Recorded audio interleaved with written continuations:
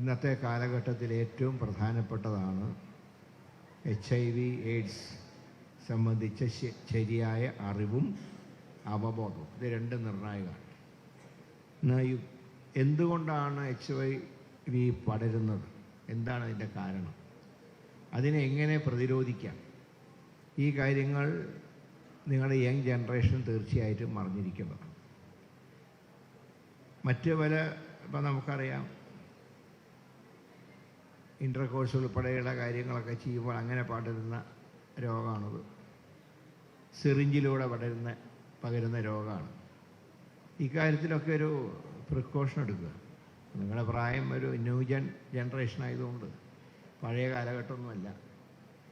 പണ്ടൊക്കെ ആൺകുട്ടികളും പെൺകുട്ടികളൊക്കെ വേർതിരിച്ചിട്ടുള്ള രീതിയായിരുന്നു. പെൺകുട്ടികളോട് സംസാരിക്കാൻ പാടില്ല, അങ്ങനെയൊക്കെയുള്ള ഒരു കാലഘട്ടം ഉണ്ട്. ഇപ്പോൾ അതൊക്കെ പോയി. ഇപ്പോൾ സംസാരിക്കുന്നത് ഞങ്ങളുടെ അവകാശമാണ് എന്നുള്ള ഒരു കാലഘട്ടത്തിലേക്കാണ് നാം ഇപ്പോൾ എത്തിച്ചേർന്നത്. മാത്രമല്ല പല കോഫി ഷോപ്പിലൊക്കെ നമ്മൾ പല രീതിയിലുള്ള സ്നേഹപ്രകടനങ്ങളൊക്കെ കാണാറുണ്ട്. കാലം മാറുമ്പോൾ അതിൻ്റെ അനുസരിച്ച് മാറ്റങ്ങളുണ്ടാകും. അപ്പോൾ തന്നെ ഇവിടെ ഞാൻ ശ്രദ്ധിക്കുന്നുണ്ട്, ഇവിടെയും ചില കാര്യങ്ങളൊക്കെ ഞാൻ കണ്ടു. ഒന്നും കുഴപ്പമില്ല, ഈ പ്രായത്തിൽ അതൊക്കെ സാധാരണയാണ്.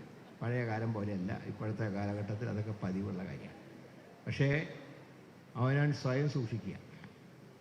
ഒന്ന്, ഒരിക്കലും രോഗങ്ങൾ പടരാൻ നോക്കുക. ഞാൻ പറയാൻ കാരണം ഈ HIV അതായത് എയ്ഡ്സിൻ്റെ ചില ലക്ഷണങ്ങൾ ഇപ്പോൾ നമുക്ക് കുറച്ച് കൂടുതലായി കാണുന്നുണ്ട്.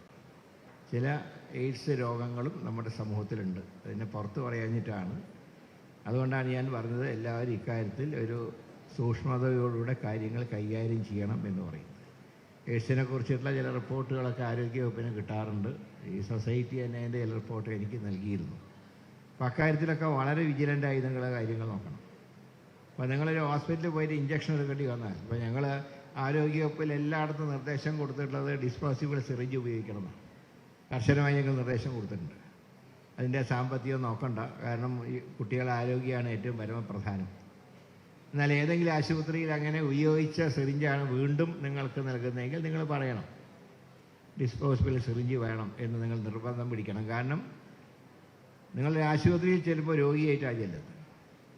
അപ്പോൾ ചികിത്സ നിങ്ങളുടെ അവകാശമാണ്. അതാണ് ഞങ്ങൾ പറഞ്ഞത്, നിലത്ത് കിടത്തി ചികിത്സ വേണ്ടെന്ന് പറയാൻ കാരണം എന്താണ്? പോകുന്ന രോഗിക്ക് കിടക്കയും അവകാശമാണ്.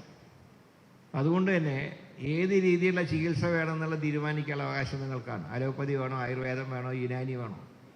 അതുപോലെ തന്നെയാണ് നിങ്ങൾ കുത്തിവയ്ക്കാൻ സിറിഞ്ച് കൊണ്ടുവരുമ്പോൾ അതിനി അവർക്ക് എന്തു തോന്നും എന്നൊന്നും വിചാരിക്കേണ്ട. കാരണം നിങ്ങളുടെ ആരോഗ്യമാണ് വലിയ പരമപ്രധാനമായിട്ട്. അവസാനം എയ്ഡ്സ് വന്നാൽ അതിൻ്റെ ദുഷ്പേര് ചില്ലറയല്ല. ഈ രോഗത്തിനെക്കുറിച്ച് ഒരുപാട് തെറ്റിദ്ധാരണകൾ. ഈ സിറിഞ്ച് മൂലം ഇത് രോഗം പടരാം.